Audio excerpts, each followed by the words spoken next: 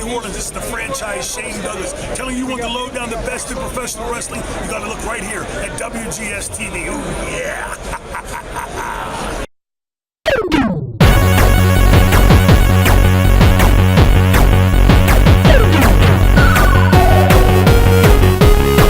You have warped your way into another episode of WGS-TV right here on youtube.com/WrestleGamer. I'm the WrestleGamer, Don't Deep Only Bujo, and this is going to be the WWE Payback full show review.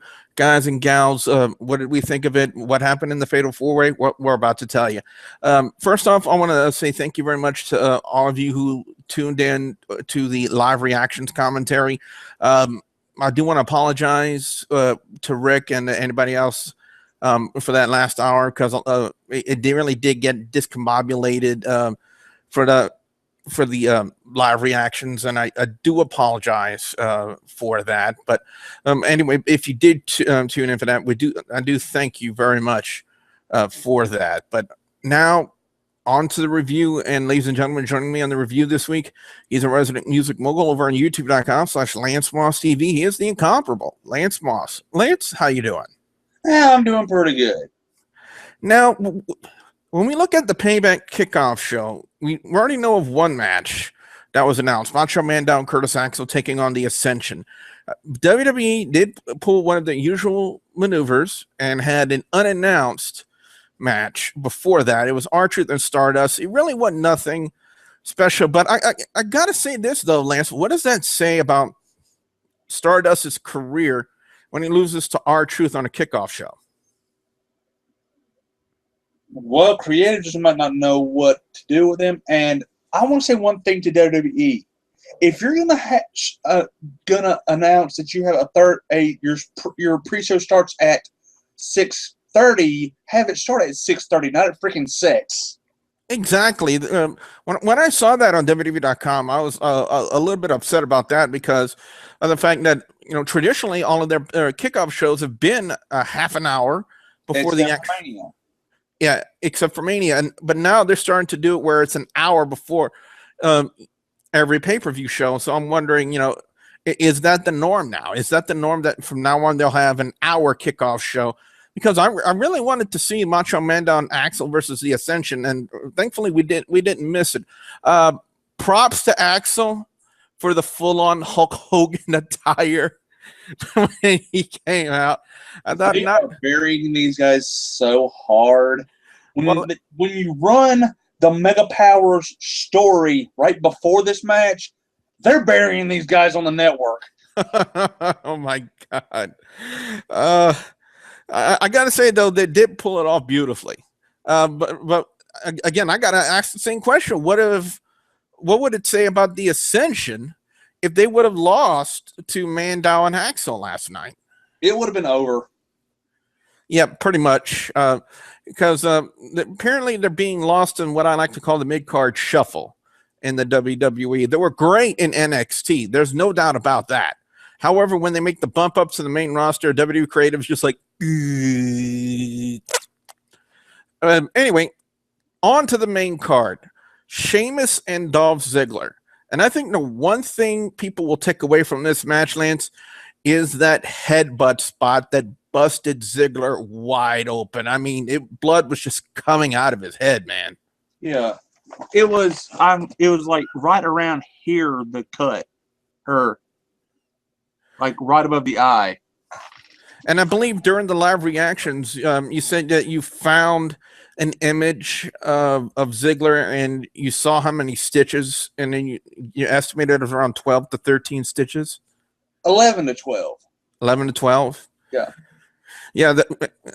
I think Ziggler should be counting his lucky stars that he's not concussed from that, because from what Joseph Knight said last night during the live reactions is the fact that there's also the possibility of being concussed, along with the head being busted open with all the stitches. And concussions is really bad in the wrestling industry from what I've heard. So Ziggler should be really thanking his lucky stars that he did not also receive a concussion from that headbutt spot.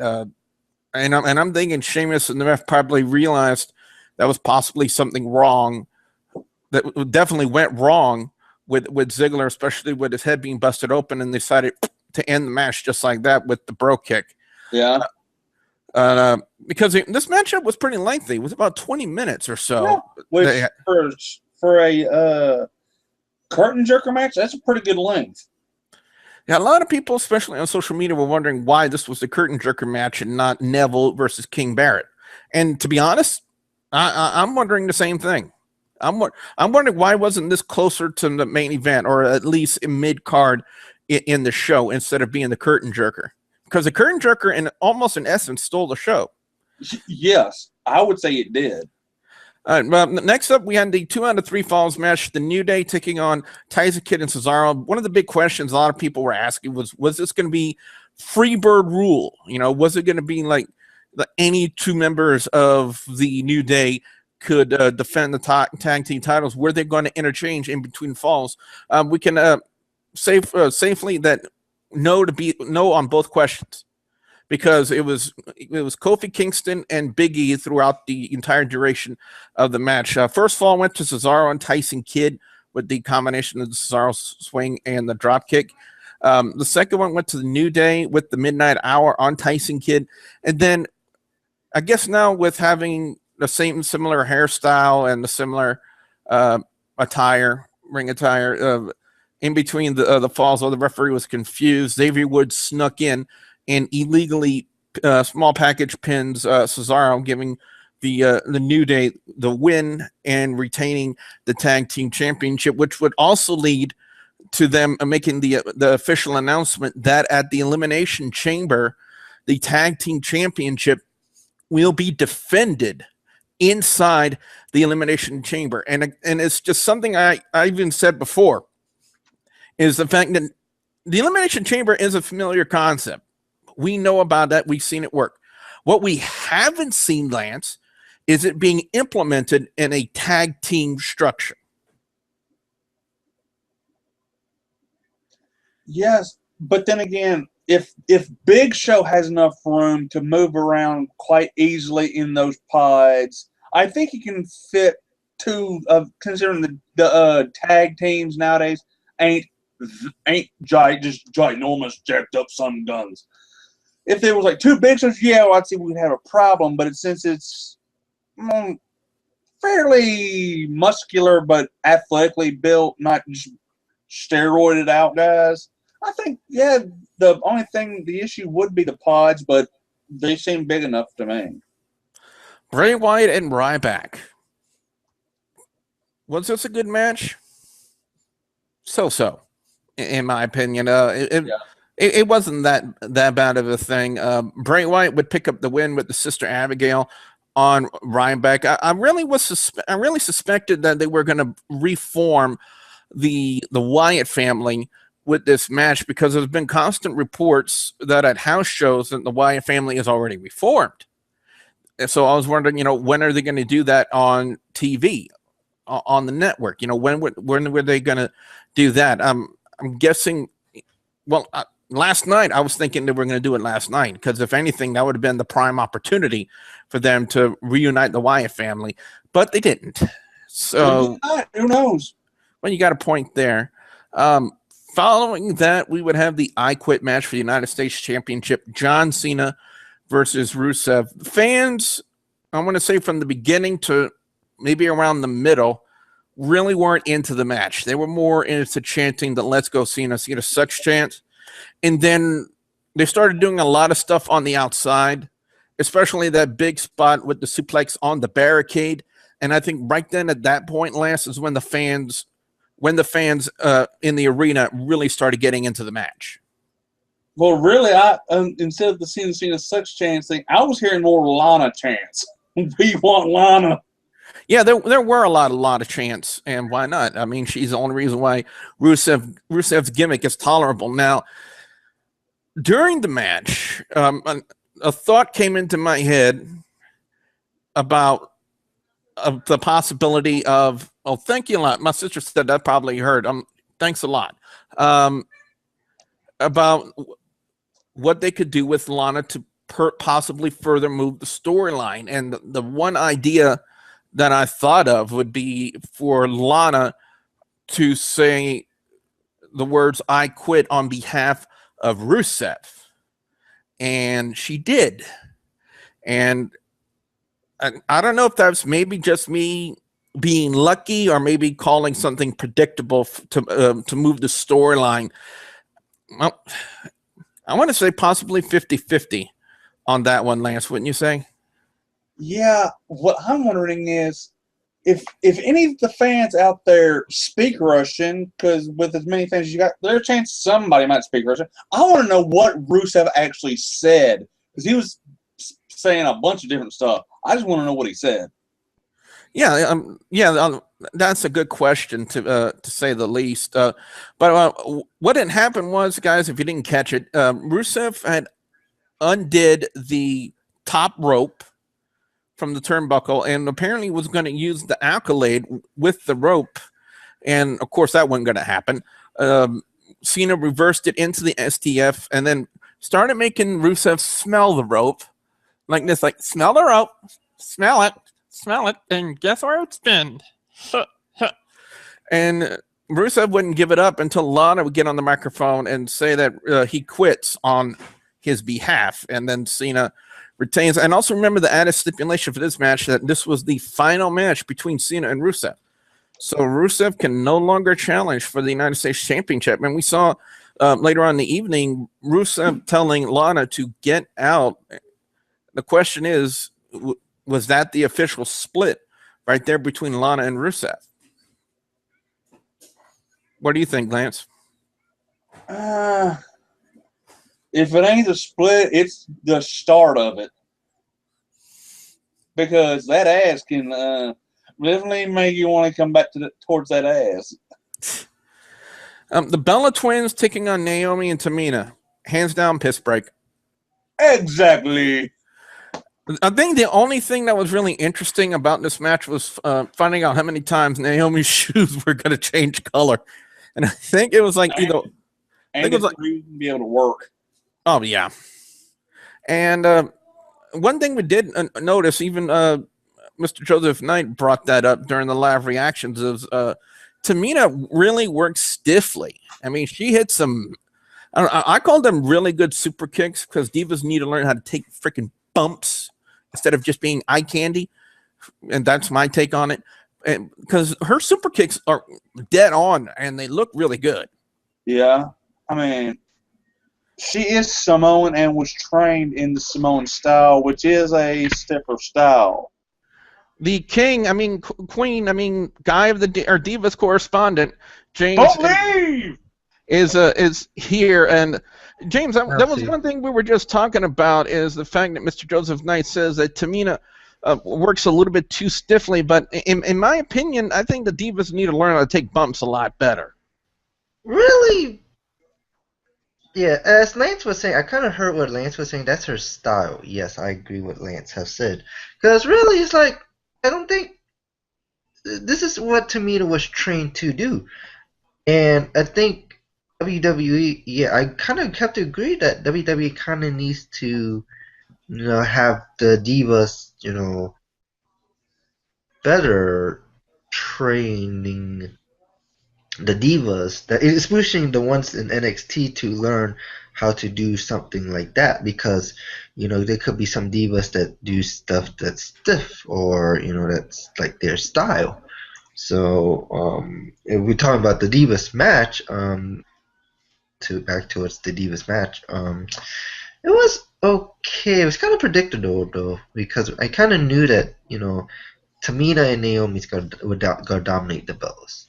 Because the fact of the matter is that they've been building up Tamina since she came back, and the fact they're building up Naomi to be that top heel for a while. Is she going to be the true top heel for the while? It's yet to be known, but yeah.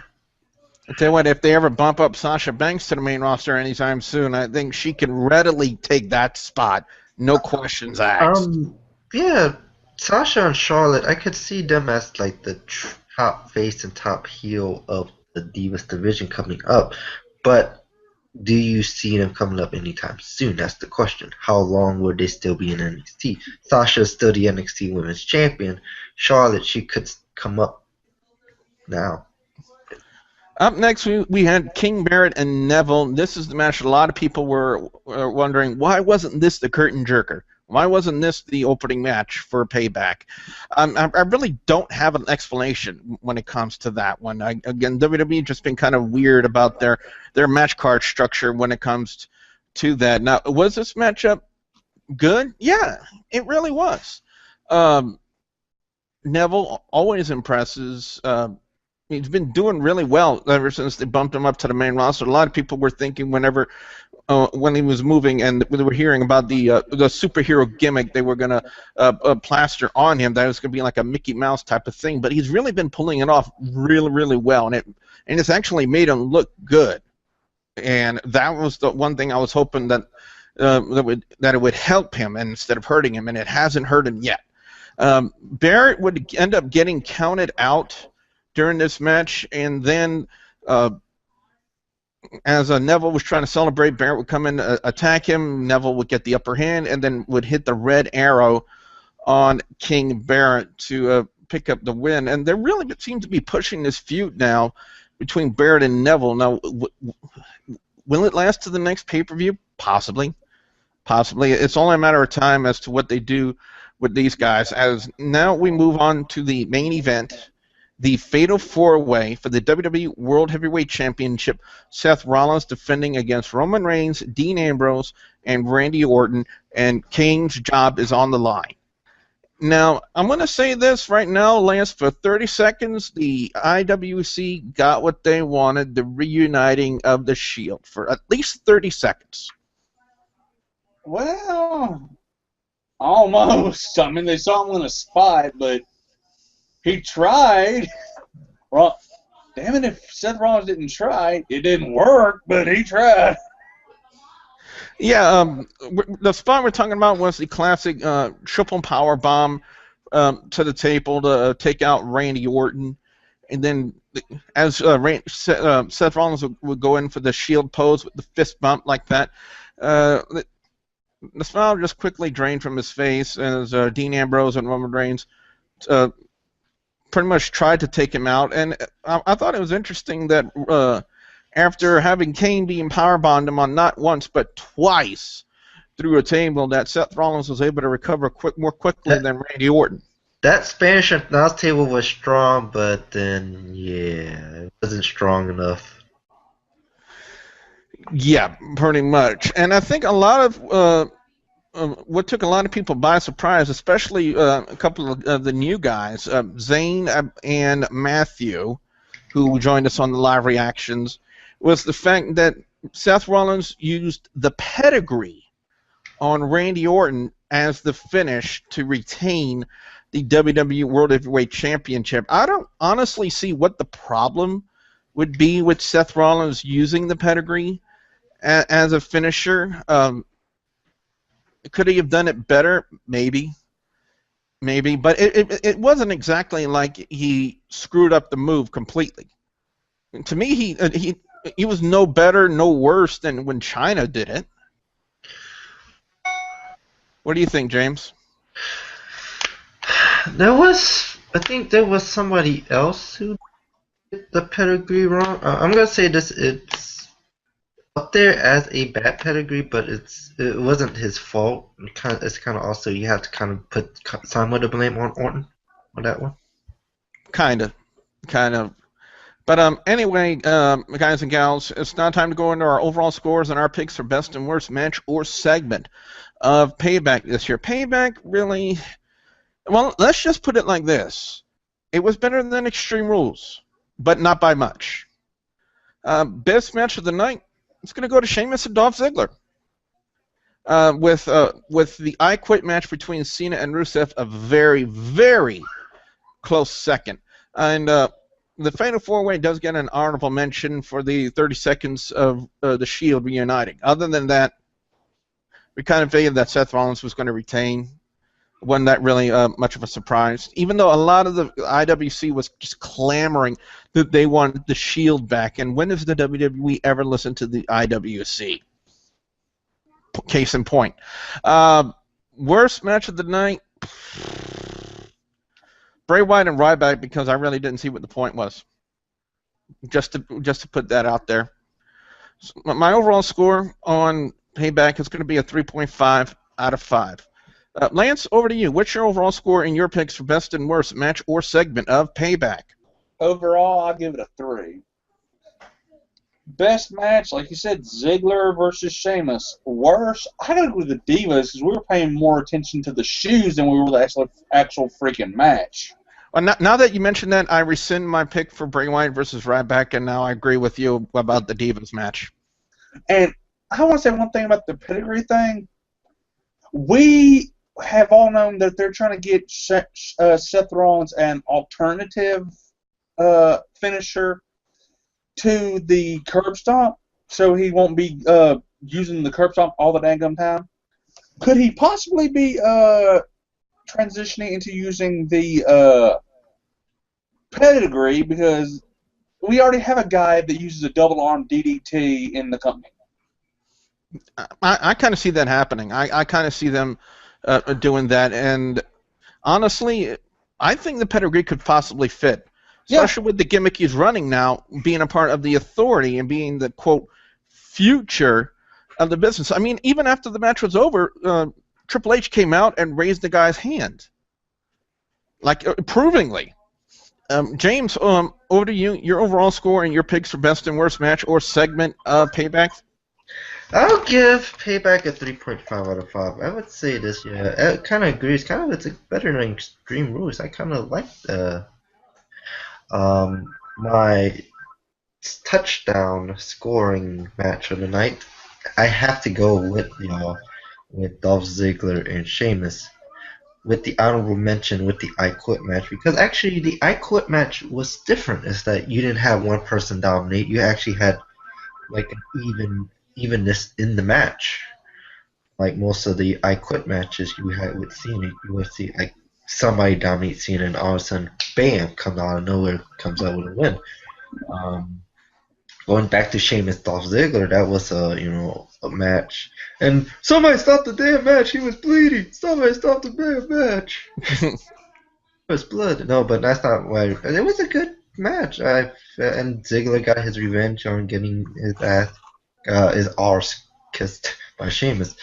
My flag for the night match, I'm actually gonna go with the pre-show match, the both of them. I give it to both. That deserves 2 flags. Both that. Wait, hold on. Give me a second. Here it is. Yes, I have 2 flags, ladies and gentlemen. So both of the pre-show matches gets a flag, because I didn't see the point with R-Truth and Stardust. Yeah, I kind of see that both of them are having a feud with each other, but the meta powers, brother. Yeah, I kind of get that. Anyway, guys and gals, what we want to know from you guys out there, the viewers and subscribers, your thoughts on Payback this year. What are your overall scores? What are your picks for best and worst match or segment of Payback this year? We definitely want to know what you guys out there have to say. Be sure to put your comments in the comment section below. James, get ready for it. You ready? Are you ready? Yes. Don't forget to power up that like button. It's a video game channel. I know, but it's what else? I can't say what. Don't Zap that might be better. Zap maybe. Zap, yeah, I'll go with Zap. I'm trying to find a sound effect for zapping. And remember, I said zap with a Z, not the F. I can't even believe I brought that up. Anyway, Lance, what could fans expect to see, as I quickly segue away from that, what can fans expect to see when they come to your channel over on youtube.com/LanceMossTV? Seamless segue. I'm at YouTube. Yeah, like you said, at youtube.com/LanceMossTV. Got album reviews, NASCAR discussion videos, redneck normal cooking videos, musical equipment reviews, some rants, the archives of controversies and scandals, and also whatever else comes to my head. And also hit me up on Twitter if you hadn't. It's at LanceMossTV. Hopefully, maybe I could find a sound effect from I don't know if you guys remember the 80s cartoon Captain N, the Game Master, and maybe find the sound effect for the light blaster that he had. Maybe that is available somewhere. Anyway, James is also on Twitch and YouTube. James, want to tell everyone about it? Yeah.